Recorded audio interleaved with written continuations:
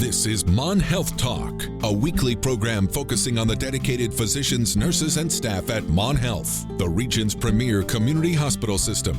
People with skillful hands and bright minds using state-of-the-art technology. We don't just practice medicine, we care for people like family. That's why at Mon Health you can feel the difference. Once again, welcome to this edition of Mon Health Talk.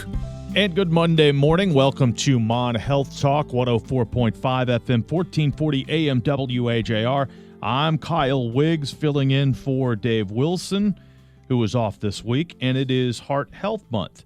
And our guest this morning on Mon Health Talk, Dr. Michael Englund, cardiologist with the Mon Health System, and also Lauren West, a nurse practitioner who works alongside Dr. Englund. And good morning, both of you. Thanks for coming on this morning. Good morning. Let's start with Dr. Englund. Doctor, give us some personal background on you, where you're from and where you trained and what brought you to the Mon Health System. Well, thank you for having us. I grew up in Detroit, Michigan, went to undergraduate in University of Charleston, West Virginia, and from there went on to Lewisburg for med school. Just kept falling in love with the state. Ended up going to Dayton, Ohio to do my residency and came back to the wonderful state of West Virginia for fellowship in Huntington, West Virginia at Marshall. And then I went from there to Columbus, Ohio at Riverside and did interventional training in cardiology. I worked at a small hospital down in southern part of Ohio, building a heart center. And then one of the gentlemen I did my fellowship with at Marshall University was up here in Morgantown and asked me to join the group with new opportunities. So in 2013, I've been up here since, and I've really enjoyed it. So almost 10 years. Almost 10 years. Exactly, yeah. I mean, Morgantown, I just keep loving it more and more. Very good. Lauren, same question for you. Hi, good morning. Good morning. So I'm from Wheeling, West Virginia. I got my nursing degree at WVU, and then I got my nurse practitioner degree with the University of Cincinnati. Okay, so how long have you been in Morgantown? I've been in Morgantown since 2013, so also about 10 years. Okay, very good. And the two of you work very closely together. How does that partnership work, Lauren? What are your tasks to help Dr. Englund stay on his task? Yeah, so we both see patients, and then we collaborate together to come up with a plan of care for them. Okay. It is Heart Health Month, as we talked about, and obviously heart disease, a major concern among, I guess, especially the older population in West Virginia. Dr. Englund, how big of a problem is it? And two-part question, how has technology and medical technology advanced just recently, the last 10 years since you've been here, to help people stay healthy? So heart disease is huge, and West Virginia, unfortunately, has no shortage of it, which I guess for myself is excellent because definitely it's good job security. But the flip side is I think when it comes to heart issues, it's a growing issue worldwide. It's always one of the number one killers.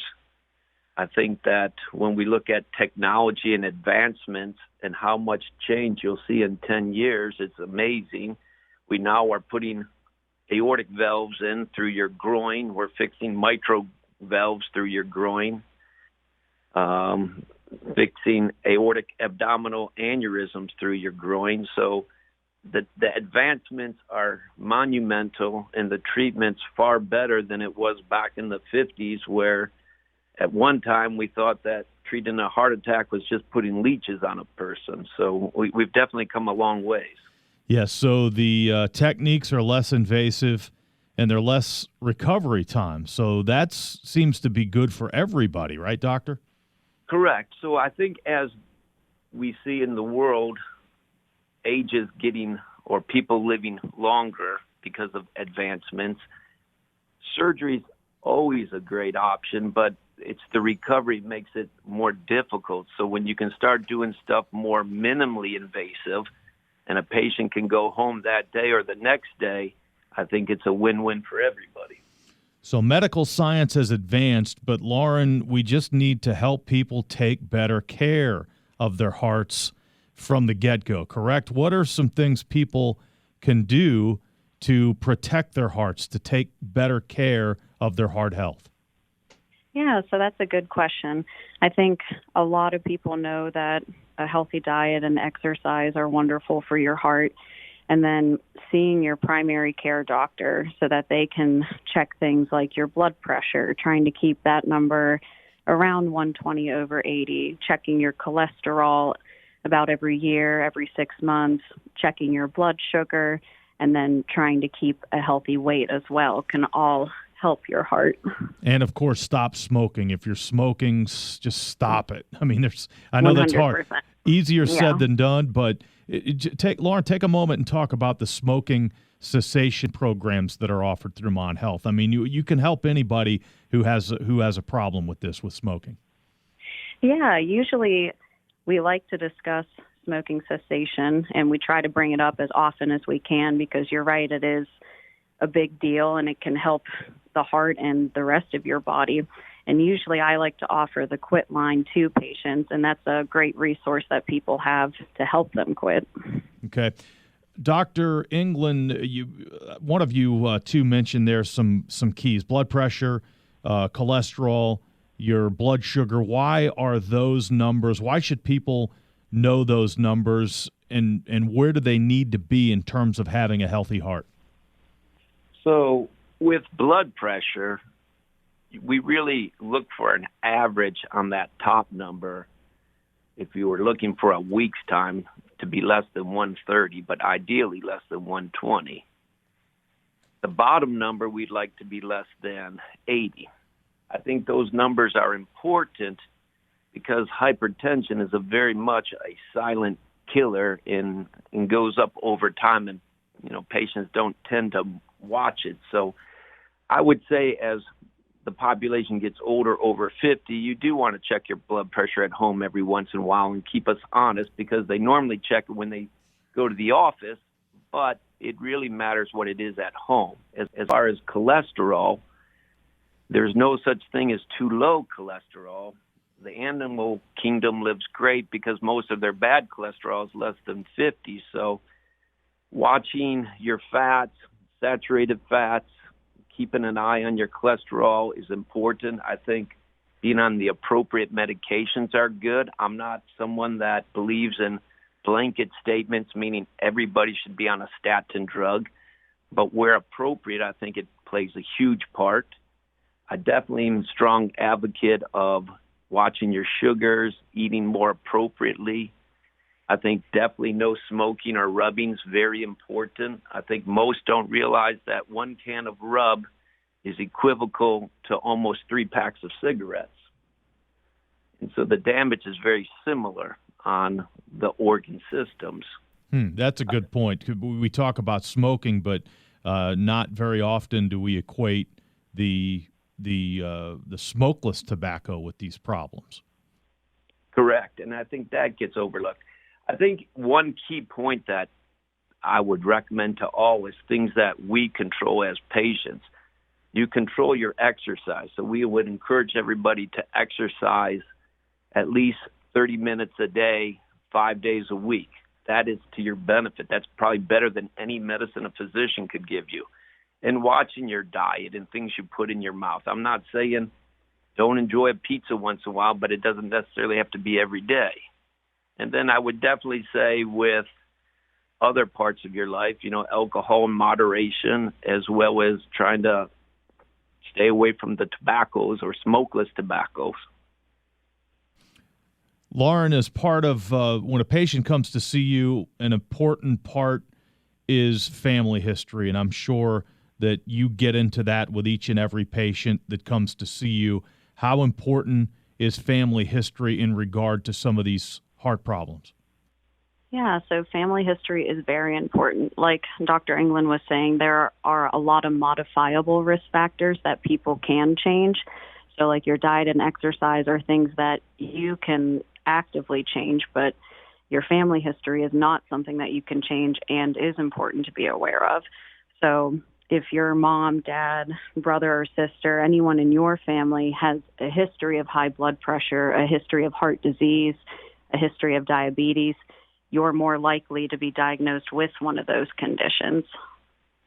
Now, the symptoms of a heart attack are different between men and women. Can you explain that, Dr. Englund? What are the differences, the way the symptoms affect a man compared to a woman? So I think that's an excellent question. If we kind of look back at history, back in the 90s with heart disease, if any female came in complaining of a heart issue such as chest pain, they all had mitral valve prolapse. And as we went on in the new millennium and the red dress era came on, we knew that we were misdiagnosing women. So when we break down coronary disease, men will have more coronary disease, but women have more fatal outcomes. So looking at it, for women, they don't have the typical classic symptoms of a heart attack that men do. So men normally have kind of a substernal heavy pressure on the chest like an elephant. It can go up into the neck, the jaw, sometimes down the left arm. They get sweaty. They can get short of breath with it. That's a very typical male presentation. Women's, on the other hand, will have more fatigue, back pain. They lack energy. Sometimes they feel their heart skipping, racing. They don't tend to have the more typical symptoms. So it's safe to say the men's, in most cases, I know every case is different, but it seems like the men's symptoms are more obvious and maybe women's symptoms a little bit more disguised? Correct. So women, it gets harder because it is short of breath or it's back pain. It's just something being overlooked. And I think for their mortality, when we look at why it's higher with women, when a woman tends to have a heart attack, she knows she's feeling bad. So the first thing she's going to do is make sure there's enough food for the family. Then she cleans the house, and then eventually she cleans herself up and then goes to the hospital. So she's always putting herself last. And so they tend to come in later and further behind the eight ball, making it harder to play catch-up. But women just tend to present differently, like you brought up, and they don't have those typical symptoms. And most women don't pay as much attention to themselves as they do everybody else around them. Mm-hmm. Okay, before we take the break here, let's talk about procedures offered through Mon Health Heart and Vascular Center. Doctor, as you said before, there's been so many critical and really huge advances just in the last 10 years. These procedures are less invasive. There's less recovery time.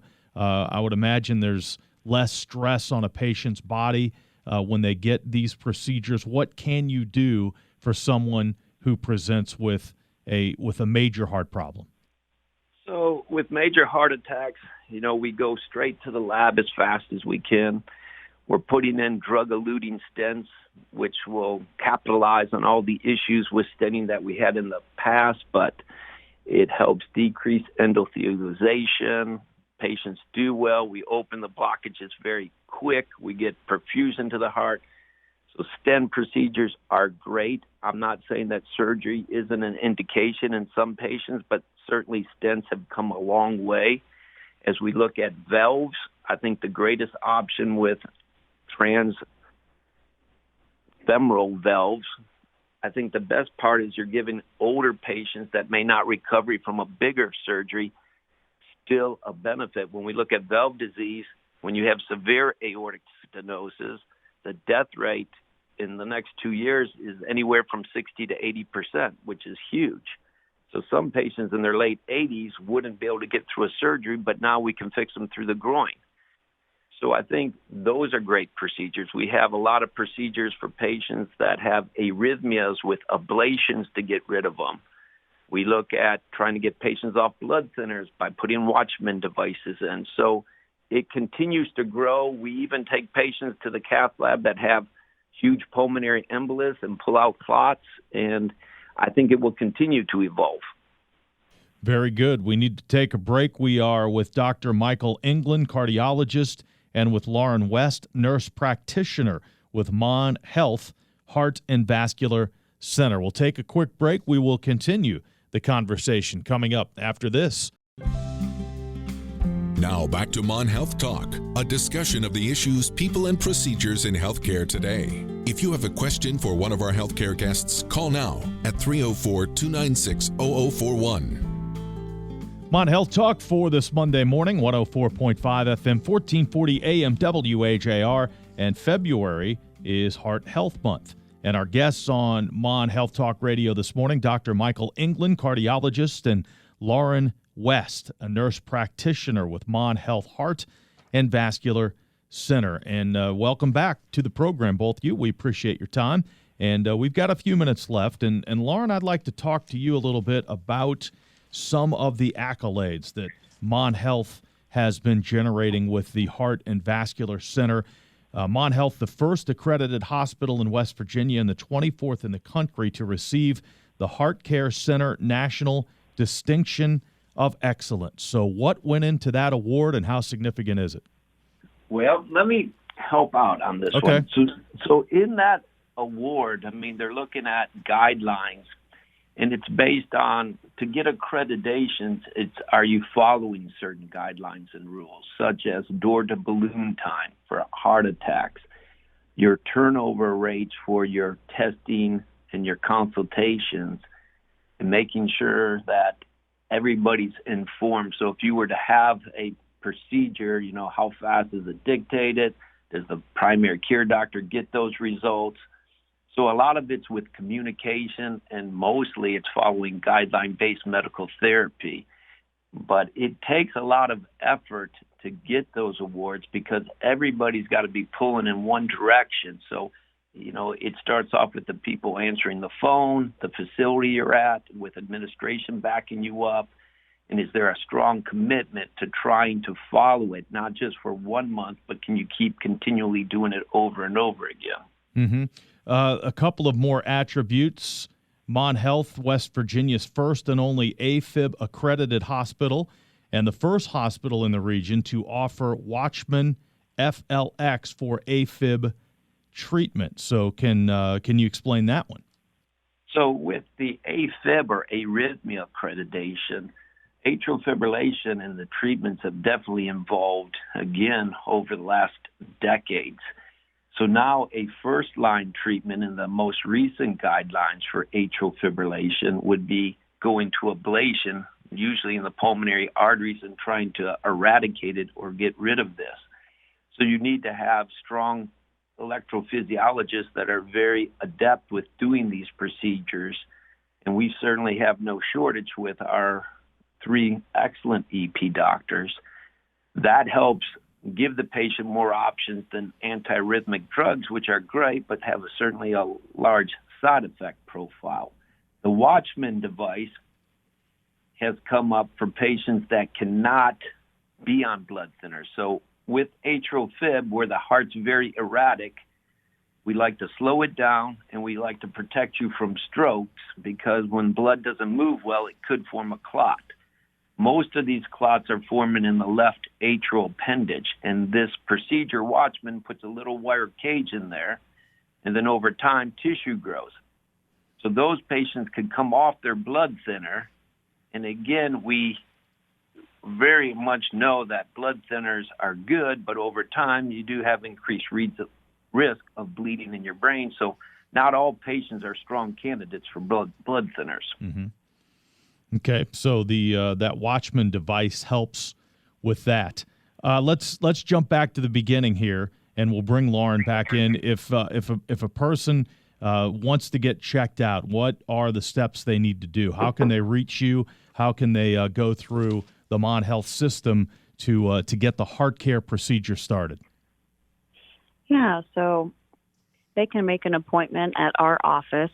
Our phone number is 304-599-8802, and that's the Mon Health Heart and Vascular office phone number. Mm-hmm. And then we can evaluate them here in the office and see what the next appropriate step for them is.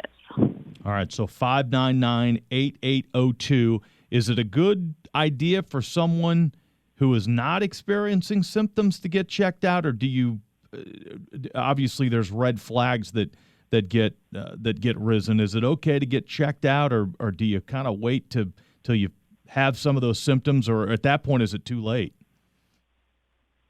I would say it would. If you're not having symptoms, the best thing you can do is regularly see your primary care doctor. And then if you are having concerning symptoms, then they can refer you here. Okay, so that's how that process works. So 599-8802, that's the number for the Heart Care Center, Mon Health Systems. Well, this has been great information. We appreciate it, and we hope we have inspired someone out there to maybe take a little bit better care of that heart. Look at your diet, exercise more, definitely stop smoking, and stop with the smokeless tobacco as well. And again, February is Heart Health Month, so we hope people kind of pay attention to all this. Dr. Englund, thank you. Lauren, thank you. We appreciate your time this morning. Yeah, thank you for having us. Thank you very much. We enjoyed it. Dr. Michael Englund, cardiologist, and Lauren West, nurse practitioner with Mon Health Systems and with the Mon Health Heart and Vascular Center. Again, very good information for us this morning here on Mon Health Talk Radio. We appreciate you listening, and we're with you every Monday morning at 8:35 with the latest edition of Mon Health Talk Radio. 104.5 FM, 1440 AM, WAJR.